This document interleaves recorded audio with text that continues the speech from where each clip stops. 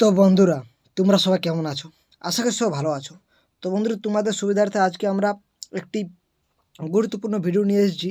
এই ভিডিওটা আপনাদের ডাব্লিউবি বলো বা পঞ্চায়েতের এক্সাম বলো বা যে কোনো এক্সাম বলো না কেন, সমস্ত এক্সামের ক্ষেত্রে কাজে লাগবে। কারণ এই প্রশ্নগুলো বিভিন্ন এক্সামে এসেছে এবং এই প্রশ্নগুলোর সাথে সাথে আমরা কিন্তু ডিটেলস আলোচনা করছি। কারণ এই প্রশ্নগুলো থেকে আর কী ধরনের প্রশ্ন হতে পারে সমস্ত কিছু আলোচনা করছি। তো অবশ্যই তোমরা ভিডিওটা শেষ পর্যন্ত দেখবে এবং যদি কোথাও বুঝতে না পারো অবশ্যই কমেন্ট করবে।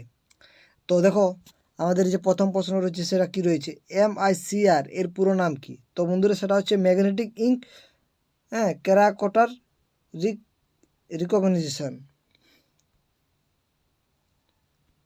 বুঝতে পারছো? এবং বাকি যেগুলো তোর দেখতে পাচ্ছ, এই যে ম্যাগনেটিক ক্যাশ রিডার, এটার MCR এরকম এটার, হ্যাঁ, এরকম ফুল ফর্ম মানে এরকম শর্ট ফর্ম রয়েছে। এবার আমরা কিছু গুরুত্বপূর্ণ জানবো। সেটা হচ্ছে IFSC এর ফুল ফর্ম কী হবে বন্ধুরা? তো সেটা হচ্ছে ইন্ডিয়ান ফাইন্যান্সিয়াল সিস্টেম কোড। অবশ্যই আপনারা মনে রাখবেন, ইন্ডিয়ান ফাইন্যান্সিয়াল সিস্টেম কোড। তো এর সাথে সাথে আমরা আরও কিছু জানবো যেগুলো ইম্পর্টেন্ট বন্ধুরা। সেটা হচ্ছে NEFT। তো এটা হচ্ছে বন্ধুরা ন্যাশনাল ইলেকট্রনিক ফান্ড ট্রান্সফার। হ্যাঁ, ন্যাশনাল ইলেকট্রনিক ফান্ড ট্রান্সফার। তারপরে তোমরা, এটা খুবই ইম্পর্টেন্ট, ATM এর ফুল ফর্ম তোমরা সকলেই জানো, অটোমেটেড টেলার মেশিন। হ্যাঁ, তাহলে অনেক কিছু ইনফরমেশান দিয়ে দিলাম। আমরা তো জানলাম যে ম্যাগনেটিক ইঙ্ক ক্যারেক্টার রিকগনিশন, এটা এটা এটা আপনাদেরকে MICR ফুল ফর্ম। হ্যাঁ, আর IFSCর ফুল ফর্ম হচ্ছে ইন্ডিয়ান ফাইন্যান্সিয়াল সিস্টেম কোড।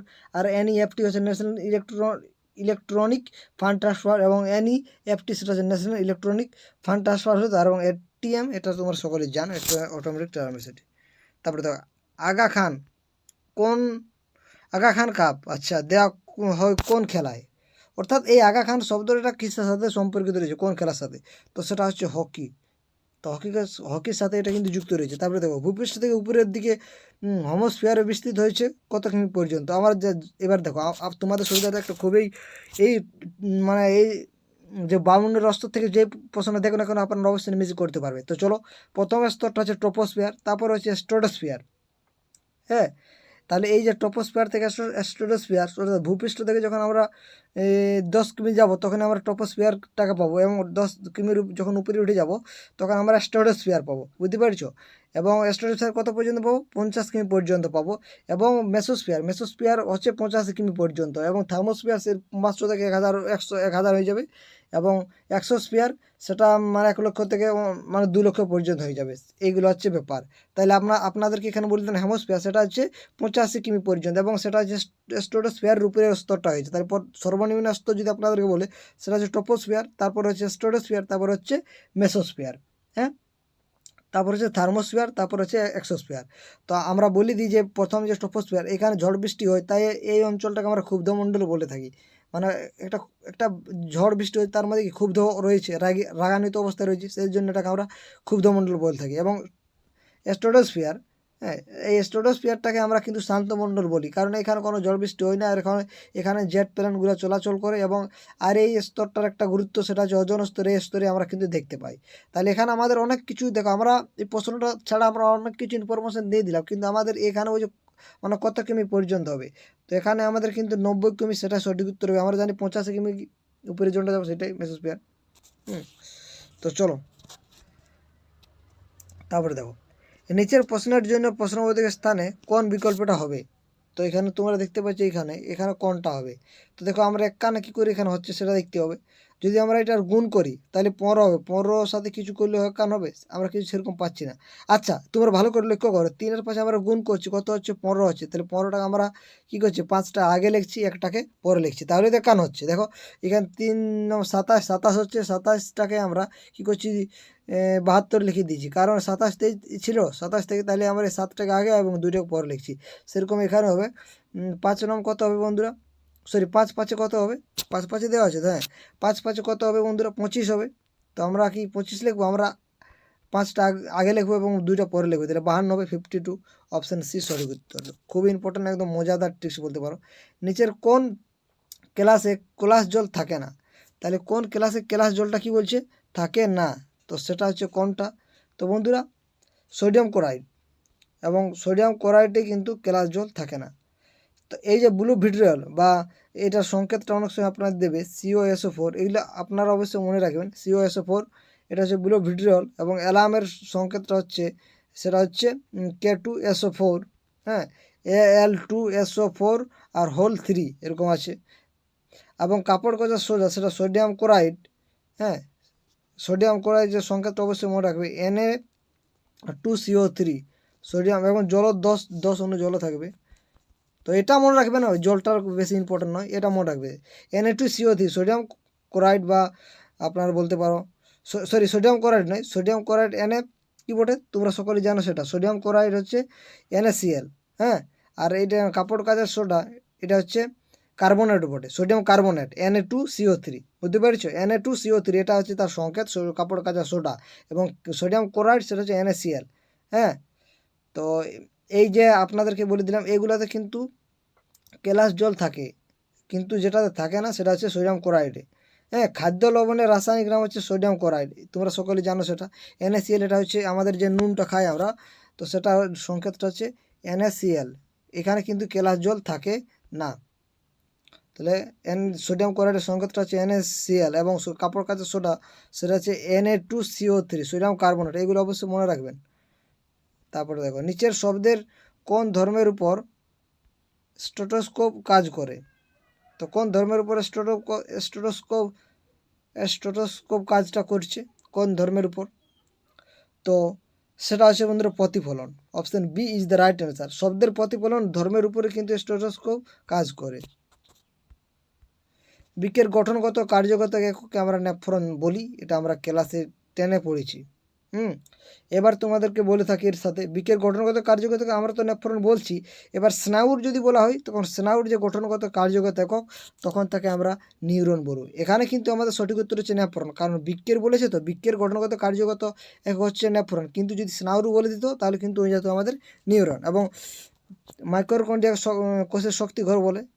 দেখো এই ইম্পর্ট্যান্ট যে ইনফরমেশানগুলো অবশ্যই আপনারা নোট ডাউন করো। এখানে দেখতে পাচ্ছি হ্যাপি শব্দটির কোডটা দেওয়া আছে এটা, তাহলে এখানে এটা আর কী হবে? তো আমরা এখানে দেখতে পাচ্ছি যদি HAPPY যদি আমরা দেখি, অর্থাৎ আমাদের এখানে 5, এখানে 1, এখানে 2, 2, এখানে 3 দেওয়া আছে। অর্থাৎ আমরা বলতে পারছি 4-এর কোড হচ্ছে 5, এর কোড হচ্ছে 1, এবং P এর কোড হচ্ছে 2, এবং যে ওয়াইয়ের কোড সেটা হচ্ছে 3। তাহলে এখানে দেখো এই শব্দ এই ওয়ার্ডগুলো দেওয়া আছে, তাহলে অবশ্যই আমরা নিমিশে বলতে পারবো কী কী হবে। তাহলে এখানে P আছে, তো P এর কোড আমরা এখানে কী পাইছিলাম 2, তাহলে 2 দিয়ে শুরু হবে। তারপরে A আছে, এখানে এর কোড আমরা কী পেয়েছিলাম 1 পাইছিলাম, 2 এর পরে 1 হবে, তাহলে এই অপশানটাতে কাটা গেল। তারপরে দেখো এইচের যে আমরা পেয়েছিলাম সেটা হচ্ছে 5 পেয়েছিলাম, তাহলে 5 হবে। দেখো কোথায় আছে 215 প্রথমে, এটা তো হবে না, এটা হবে। Option B is the right answer, আর দেখার কোনো দরকারই নেই, হ্যাঁ। কত সোজা। তো এরকমভাবে আপনারা করার চেষ্টা করবেন। লোকসভা ভেঙে দিতে পারেন কে? তো বন্ধুরা লোকসভা ভেঙে দিতে পারেন সেটা একমাত্র ভারতের রাষ্ট্রপতি। অপশান বি, সি, এখানে C is the right answer. তাহলে প্রধানমন্ত্রীর পরামর্শে রাষ্ট্রপতি লোকসভা ভেঙে দিতে পারে। এখানে একটা সিস্টেম রয়েছে, দেখো এখানে যে 2 প্রকার মিশ্রিত চা দার্জিলিং আসাম চার অনুপাত দেওয়া আছে এত, এবং 2 প্রকার মিশ্রিত চায় কী অনুপাতে মেশালে দার্জিলিং আসাম চার অনুপাতটা 1/4 হবে। তো বন্ধুরা আমরা যদি মোটটা যদি দেখি তাহলে আমরা এখানে 1/6, হ্যাঁ। আর এখানে আমরা পাবো কত? 2 প্রকার বলেছে, তো এখানে 2/9 পাবো। এখান থেকে আমরা বের করাচ্ছি এটা কি এখান থেকে আমরা কি পাবো? এখান থেকে আর এখান থেকে এখানে আমরা কি এখানে দেখো আপনাদেরকে সহজভাবে স্ক্রিনের উপরে এই অঙ্কগুলো করা একটু কঠিন আছে, কিন্তু তাও আমরা কিন্তু করে দিচ্ছি। এখানে 2 প্রকার দার্জিলিং চা আসাম, এখানে 2 প্রকার মিশ্রিত দার্জিলিং আসাম চার অনুপাত, তাহলে দার্জিলিংয়ের চা হচ্ছে কত? এই অনুপাতটার মধ্যে কত অংশ হবে? সেটা হচ্ছে 2/9 অংশ হবে, এবং এই অনুপাতটার মধ্যে দার্জিলিং কত হবে? 1/6 অংশ হবে, এবং যেটা হচ্ছে সেটা হচ্ছে কত? 1/5 তো, হ্যাঁ। তাহলে এখানে এটা যদি আমরা করি গুণ করে দিই তাহলে 1/30 হবে, আর এটা যদি গুণ করি তাহলে হয়ে যাবে আমাদের 1/45। এর অনুপাতটা যদি আমরা করি তাহলে কিন্তু আমাদের হবে কত? 2.3 না 3.2 হবে। Option C is the right answer. তারপরে দেখো সকলোত্তর পথনামা কাকে বলা হয়েছে? তো সেটা আমরা জানি হর্ষবর্ধনকে বলা হয়েছে, এবং দ্বিতীয় পুলকেশী হর্ষবর্ধনকে সকলের পথনামা বলেছেন। তাহলে দ্বিতীয় পুলকেশী হর্ষবর্ধনকে কী করি, যদি আপনাদেরকে বলে সকলের পথনামা, সকলোত্তর পথনামা, হ্যাঁ, তাহলে সকলোত্তর পথনামা এটা, বা এটার আরেকটা নাম আছে উত্তরাপথের প্রভু বলেছেন। তাহলে এটা কে বলেছে, সেটা হচ্ছে দ্বিতীয় পুলকেশী হর্ষবর্ধনকে বলেছিল। এবং দ্বিতীয় পুলকেশীর সভাকবি কে ছিলেন, এবং সেটা হচ্ছে যে সভাকবি ছিলেন কে, রবিকীর্তি, এবং তিনি একটা খুবই গুরুত্বপূর্ণ জিনিস লিখেছিলেন, সেটা হচ্ছে আই হল প্রশস্তি। তো অবশ্যই আপনারা অনেক কিছু এখানে ইনফরমেশান আপনারা পেয়ে গেলেন। তো চলো একটু আমরা ডিটেলসে আবার কিন্তু আলোচনা করি। সেটা কি, যদি আপনাদেরকে বলে দ্বিতীয় পুলকেশী কিন্তু হর্ষবর্ধনকে সকলের পথনামা বলেছিলেন, বুঝতে পেরেছো, সকলোত্তর পথনামা বলি, সকলের নয়, সকলোত্তর পথনামা বলেছিলেন। এবং এই যে উত্তর পথের প্রভু বলেছিলেন, এই দ্বিতীয় পুলকেশী কিন্তু হর্ষবর্ধনকেও বলেছিল। অর্থাৎ সকলোত্তর পথনামা বা উত্তর পথের প্রভু বলেছেন, এই দুটো একই জিনিস। তো এই দুটো জিনিসই কিন্তু বলেছিল দ্বিতীয় পুলকেশী হর্ষবর্ধনকে বলেছিল। এবং দ্বিতীয় পুলকেশীর সভাকবি কে ছিলেন যদি বলেন, তখন সেটা হচ্ছে রবিকীর্তি। এবং রবিকীর্তির একটা খুবই গুরুত্বপূর্ণ মানে একটা আছে তার লেখা, সেটা হচ্ছে আই হল প্রশস্তি। তো এগুলো অবশ্যই আপনারা মনে রাখবেন। তারপরে 2020 সালে ডিসেম্বর পালিত হয় বিশ্ব এডস দিবসের থিমটা কী ছিল? তো বন্ধুরা, থিমটা ছিল global solidarity resilient HIV service. Option C is the right answer. Next, Majuli দ্বীপ কোথায় অবস্থিত? তো বন্ধুরা, মাজুলি দ্বীপ সেটা হচ্ছে ব্রহ্মপুত্রের নদী, অসমে অবস্থিত। হ্যাঁ, এবং এই মাজুলি দ্বীপ ব্রহ্মপুত্র উপত্যকার মোরহাটে ব্রহ্মপুত্র ও লোহিত নদীর সংযোগ স্থল। এটাই কিন্তু পৃথিবীর বৃহত্তম নদী বদ্বীপ বলতে পারো। তাই মাজুলি নদীর উপরে কিন্তু বৃহত্তম নদী বদ্বীপ রয়েছে। হ্যাঁ, ভারতের বাণিজ্যিক রাজধানী কোনটা? তো কিন্তু ভারতের বাণিজ্যিক রাজধানী তোমরা সেটা সকলে জানো, মুম্বাই। অমনি তো আমরা মুম্বাইকে অনেক কিছু আমরা ভাবে থাকি, এবং মুম্বাইকে ভারতের প্রবেশদ্বারও বলা হয়ে থাকে। তোমাদের প্রশ্ন আসতে পারে কোন শহরকে ভারতের প্রবেশদ্বার বলা হয়, তখন মুম্বাইকে বলবে। এবার দেখো, দুটি কর্মিক অজমিক সংখ্যার বর্গের বিয়োগফল আছে 200, এবং তাদের মধ্যে ক্ষুদ্রতম সংখ্যাটি হচ্ছে কত? তাহলে দুটি অযুগ্ম সংখ্যা, না কর্মিক অযুগ্ম বলেছে, ক্রমিক, তাহলে 51 ধরে নেবো আমরা, 49 আমরা 51 ধরবো, এটাই তো। তাহলে বর্গের বিয়োগফল বলেছে 200। তো আমরা যদি এরকম করি, 51 তার whole square minus 49 whole square, অবশ্যই আমাদের 200 হবে। তাহলে আমাদের সব থেকে কী বলেছে এখানে, ক্ষুদ্রতম বলেছে। তোমরা দেখতে পাচ্ছ ক্ষুদ্রতম বলেছে, তাহলে অবশ্যই আমাদের 49 হবে। তাহলে 49 অপশানে সঠিক উত্তর। এটা আমরা কী করে করলাম, আপনারা অনেকে বলবে, তো বন্ধুরা আমরা অপশান ট্রাই করে করেছি। হ্যাঁ, তো এই প্রশ্নগুলো পরের ভিডিওতে আলোচনা করব। তোমাদের সুবিধার্থে আমরা যেটা করে থাকি, প্রথম থেকে আরেকবার কিন্তু আমরা দেখে নেব, অর্থাৎ মানে কী কী ধরনের প্রশ্ন আবার কতটা মনে রয়েছে আমাদের মাথায়, তো সেটা অবশ্যই জানবো। দেখো, MICR পুরো নাম হচ্ছে ম্যাগনেটিক ইঙ্ক ক্যারেক্টার রিকগনিশন। এবং আপনাদেরকে বলে দিন যে IFSC এটা হচ্ছে ইন্ডিয়ান ফাইন্যান্সিয়াল সিস্টেম কোড, এবং NEFT সেটা হচ্ছে ন্যাশনাল ইলেকট্রনিক ফান্ড ট্রান্সফার, এবং ATM অটোমেটেড টেলার মেশিন। হ্যাঁ, আর আগা খান এটা কিন্তু হকি খেলার সাথে যুক্ত রয়েছে। হ্যাঁ, এবং ভূপৃষ্ঠ থেকে উপরের দিকে হেমস্ফিয়ার বিস্তৃত প্রায় হচ্ছে 90 কিমি। এবং আপনারা সকলে জানো নিম্ন স্তর ট্রপোস্ফিয়ার, তারপরে স্ট্রাটোস্ফিয়ার, তারপরে কিন্তু মেসোস্ফিয়ার রয়েছে। এবং এই সর্বনিম্ন স্তরকে আমরা, ট্রপোস্ফিয়ারকে আমরা ক্ষুদ্রমণ্ডল বলে থাকি, এবং স্ট্রাটোস্ফিয়ারকে আমরা শান্তমণ্ডল বলে থাকি। এবং স্ট্রাটোস্ফিয়ারে কিন্তু অতিবেগুনি রশ্মিটা বা ওজোন স্তর রয়েছে বলতে পারো। এখানে আপনাদেরকে বলে দিলাম এইগুলোর গুণ হচ্ছে, তারপরে আগে পিছন করে লেখা হচ্ছে। হ্যাঁ, তাহলে এখানে আমাদের 5 5 25, সেটা কিন্তু 5 2 লেখা হচ্ছে। নিচের কোন ক্লাসে জল থাকে না? সেটা হচ্ছে সোডিয়াম ক্লোরাইড, যেটা আমরা নুন বলি, NaCl। আপনাদেরকে একটু আগে বলে দিন যে কাপড় কাচা সোডা, এটার যে সংকেতটা সেটা হচ্ছে Na2 আর CO3, সোডিয়াম নাইট্রেট। বুলের ভিডিও আপনাদেরকে বলে দিলাম। নিম্নলিখিত শব্দের মধ্যে কোন ধরনের উত্তর স্টেথোস্কোপ কাজ করে? সেটা হচ্ছে প্রতিফলন। প্রতিফলন তো আপনাদেরকে বলে দিয়েছি, আপনাদের মনে আছে কি? হ্যাঁ, অবশ্যই আপনাদের মনে থাকবে, সেটা হচ্ছে প্রতিফলন। বৃক্কের গঠনগত কার্যগত একক হচ্ছে নেফ্রন। এবং যদি আপনাদের বলে স্নায়ুর গঠনগত কার্যগত একক হচ্ছে নিউরন। এবং নিউরনকে কোষের শক্তিকর কাকে বলে? সেটা হচ্ছে মাইক্রোন্ড্রিয়াকে বলে। এটা আপনাদেরকে বলে দিলাম, এটা সংকেতটা জাস্ট লিখে দিলে হয়ে গেল। আর লোকসভা ভেঙে দিতে পারে, সেটা হচ্ছে ভারতের রাষ্ট্রপতি। এবং সকলোত্তর পথনামা, এটা কিন্তু হর্ষবর্ধনকে বলা হয়েছে, এবং তিনি কে বলেছেন? দ্বিতীয় পুলকেশী বলেছিলেন। এবং এই উত্তর পথনামা কিন্তু এই দ্বিতীয় পুলকেশী কিন্তু হর্ষবর্ধনকে বলেছিল, এবং দ্বিতীয় পুলকেশী সভাকবি ছিলেন রবিকীর্তি। এবং তিনি একটা খুবই গুরুত্বপূর্ণ একটা জিনিস লিখেছিলেন, সেটা হচ্ছে আই হল প্রশস্তি।